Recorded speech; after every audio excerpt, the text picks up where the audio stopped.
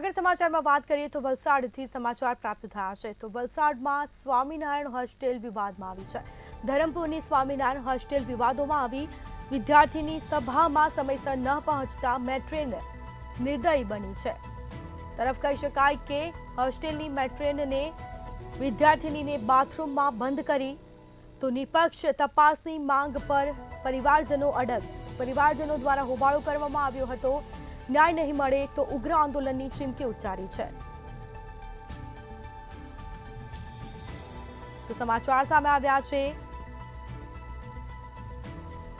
તો વિદ્યાર્થીની સભામાં સમયસર ન પહોંચતા મેટ્રેને નિર્દય બની છે। તેને બંધ કરી હતી બાથરૂમમાં।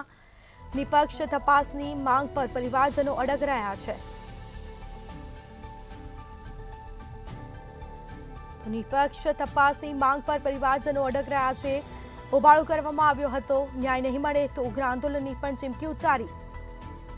વલસાડના ધરમપુરની સ્વામિનારાયણ હોસ્ટેલ વિવાદમાં આવી છે। વિદ્યાર્થીની સભામાં સમયસર ન પહોંચતા મેટ્રેન બની નિર્દય।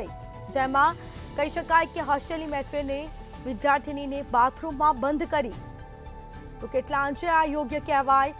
નિષ્પક્ષ તપાસની માંગ પર પરિવારજનો અડગ રહ્યા છે। કહી શકાય કે પરિવારજનો દ્વારા હોબાળો પણ કરવામાં આવ્યો હતો। ન્યાય નહીં મળે તો ઉગ્ર આંદોલનની પણ ચીમકી ઉચ્ચારી છે।